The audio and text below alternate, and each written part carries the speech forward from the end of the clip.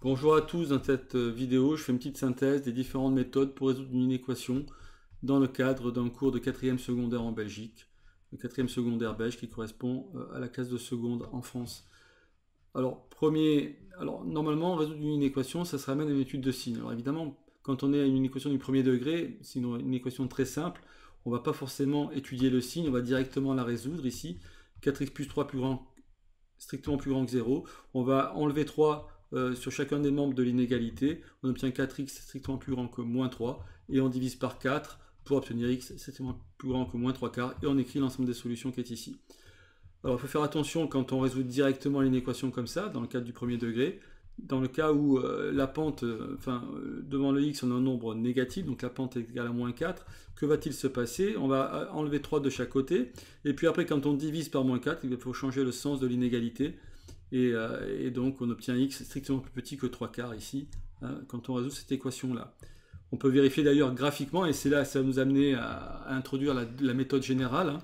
La méthode générale aurait été de ne pas résoudre directement, ne pas isoler le x ici, mais directement donc se ramène une équation avec un 0 sur le membre de droite. Donc en fait, résoudre cette inéquation à l'aide d'une étude du signe de l'expression qui est là.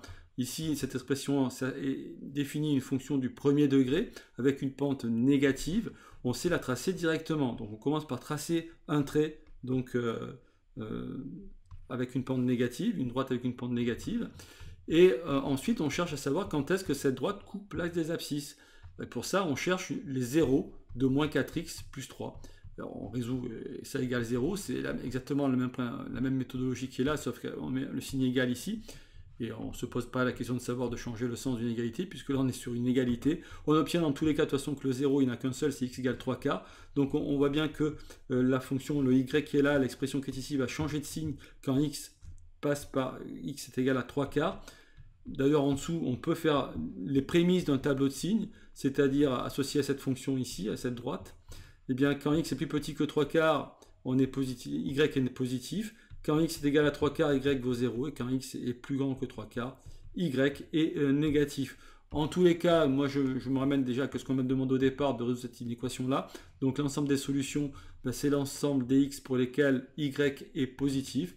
Positif, c'est avant que x égale 3 quarts. Donc ce grand S, c'est l'ensemble des valeurs de x plus petit que 3 quarts. On écrit cet ensemble des solutions à l'aide évidemment des notations avec des intervalles de moins l'infini jusqu'à 3 quarts. Je ne peux pas prendre le 3 quarts car je veux que y soit strictement plus grand que 0.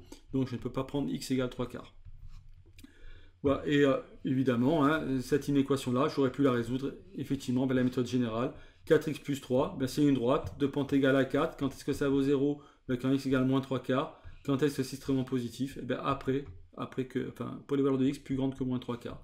Et graphiquement, en fait, on peut résoudre une équation. L'écriture du tableau de signes qui est ici, associé à cette fonction-là, n'a pas forcément d'intérêt ici, hein, puisque en fait le graphique qui est là, et éventuellement écrire les signes de y juste en dessous, suffit largement pour pouvoir ensuite déterminer l'ensemble des solutions. Voilà pour ce qui est de résoudre une équation du premier degré. On va passer au deuxième degré.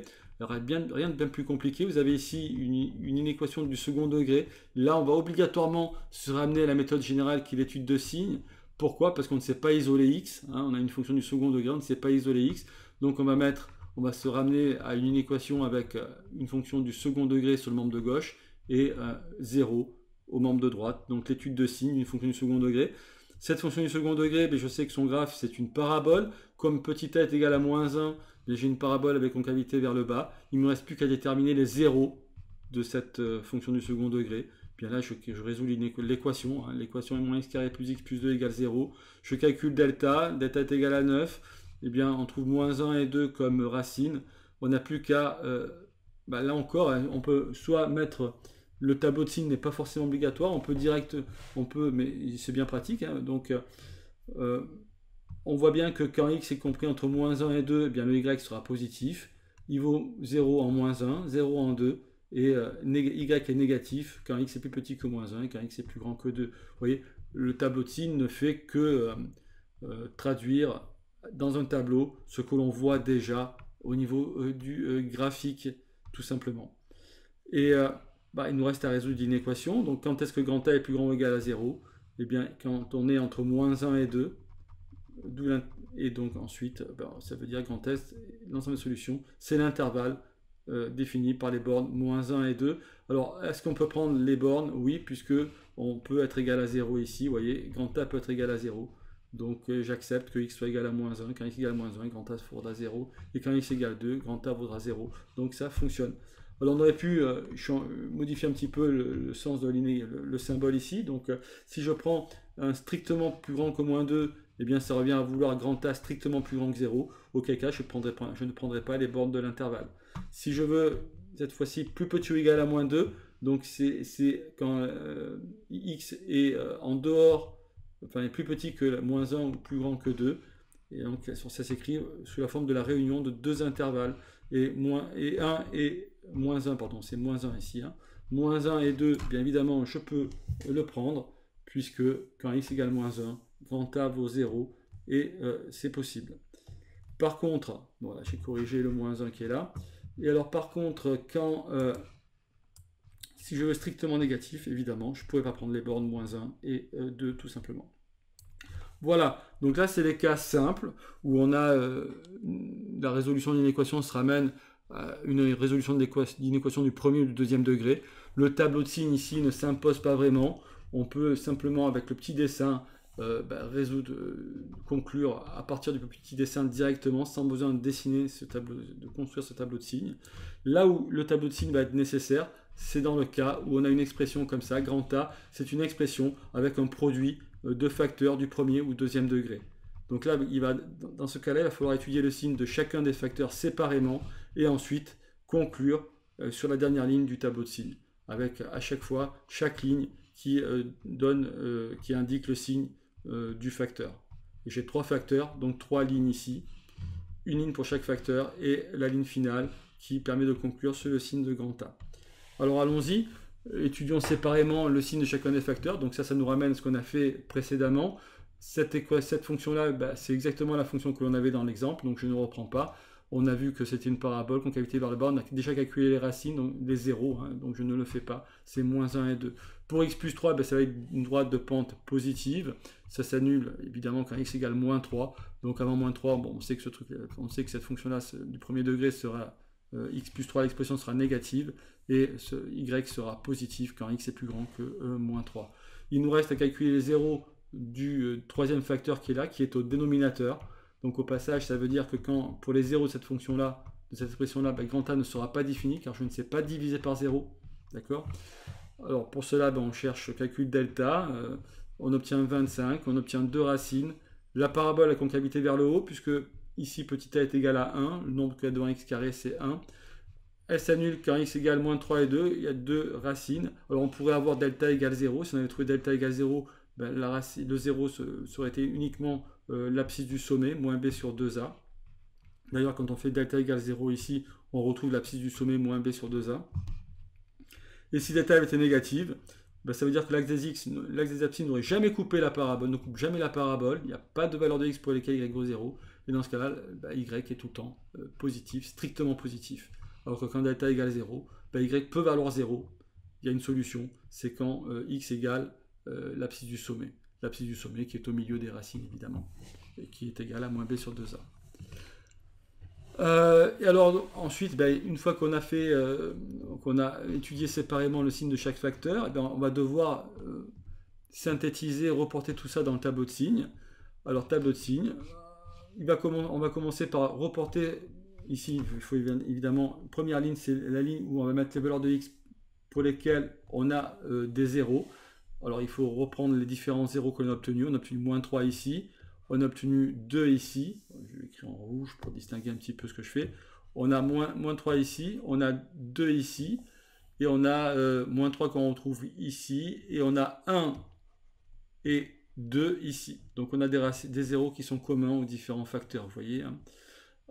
On commence par le 0 le plus petit, c'est moins 3. Voilà, moins 3. Puis ensuite, on a du moins 1. Puis on a du 2. Ensuite, je construis une ligne par facteur et une dernière ligne qui est la ligne de grand A. Une fois que j'ai fait ça, je vais regarder quand x égale à moins 3. ben, x égale moins 3, c'est un 0 de quel facteur? C'est pas un 0 du premier facteur, c'est un 0 de x moins 3, et c'est un 0 de x carré plus x moins 6. Comme c'est un 0 du dénominateur, quand a ne sera pas défini quand x égale moins 3. Donc je mets un il existe barré pour indiquer que quand x égale moins 3, grand A n'est pas défini. Ensuite, ben, je traite le cas le 0 égale moins 1. Moins 1, ben, ça annule le premier facteur qui est là. Alors, je vais reprendre peut-être ce stylet, c'est plus pratique. Quand x égale moins 1, ben, ça reprend le 0 qui est ici, qui est bien le 0 de ce facteur ici. Et étant donné que j'ai un 0 au numérateur ici, que je n'ai pas d'autre problème par ailleurs, je n'ai pas de 0 ici, je n'ai pas de 0 là, je vais obtenir 0 au grand A. Donc en fait, x égale moins 1, c'est un 0 de grand A. C'est une valeur de x pour laquelle grand A vaudra 0. Quand x égale 2, bien j'ai un 0 ici, et j'ai un 0 également à cet endroit-là, donc au dénominateur. Ce qui veut dire que je vais diviser par 0, et alors je ne sais pas diviser par 0, là encore, grand A ne sera pas défini quand x égale 2. Voilà, une fois que j'ai fait ça, ben, je n'ai plus qu'à compléter en observant un petit peu mes différents graphes. Pour x carré, moins x carré plus x plus 2, le graphe est ici, donc c'est négatif avant moins 1, positif, puis ensuite négatif. Pour x plus 3, ben, je suis d'abord négatif, puis positif. Et pour la deuxième fonction du second degré là, eh bien, comme j'ai une concavité vers le haut cette fois, je serai négatif entre les racines et positif à l'extérieur. Et ensuite, j'ai plus qu'à compléter la dernière ligne, grand A. C'est là tout l'intérêt du tableau de signes. Je vais pouvoir voir que quand j'ai je fais un facteur négatif fois un facteur négatif divisé par du positif, je vais obtenir du positif. Donc un nombre impair de moins, ce sera négatif. Le grand A sera négatif. Et quand j'ai un nombre, comme ici, hein, j'ai un nombre impair de moins, bien grand A sera négatif. Quand j'ai un nombre pair de moins, bien grand A sera positif. On multiplie, divise à chaque fois, donc on obtient, on détermine facilement le signe de grand A grâce à ce tableau de signes. Moins fois plus divisé par plus, ça fera moins. Et là, vous avez terminé, vous avez déterminé le signe de grand A pour l'ensemble des valeurs de x. Et il ne nous reste plus qu'à résoudre une équation. On veut strictement négatif. Strictement négatif, c'est grand A est strictement négatif ici et ici. Vous voyez l'intérêt de ces cases qui représentent des intervalles. Donc entre moins 1 et 2, je le retrouve ici, et entre 2 et plus l'infini. Évidemment, je suis obligé de m'arrêter à 2 puisque 2 ne peut pas être pris. Il n'est pas dans il n'est pas dans le domaine de définition de cette fonction-là. Quand x égale 2, ben je divise par 0. Donc grand A n'est pas défini. Voilà, donc alors si j'avais voulu résoudre l'équation grand A plus petit ou égal à 0, j'aurais pu conserver le 0 associé à moins 1. Vous voyez, j'aurais pu prendre le moins 1. Le 2, je ne peux toujours pas le prendre puisque grand A n'est pas défini quand x égale 2. Si je prends maintenant grand A strictement positif, et bien là par contre les solutions sont ici, entre moins 1 et 2 et entre strictement positif, entre donc moins l'infini et 3 et moins 3 moins 1. Et là encore, si je suis strictement positif, je peux pas prendre le moins 1. Le moins 3, je ne peux jamais le prendre puisque grand A n'est pas défini. Et par contre, si j'autorise que grand A soit égal à 0, je peux prendre le moins 1 qui est là. Voyez, donc les différents ensembles de solutions en fonction du sens de l'inégalité, en fonction de l'inéquation que l'on veut résoudre. Le tableau de signes sera le même, mais il vous permet de résoudre 4 inéquations différentes selon évidemment le symbole que vous mettez ici. Voilà, j'espère que ceci résume bien la façon de résoudre une équation dans le cadre d'une classe de 4e secondaire en Belgique. Je vous remercie de votre attention.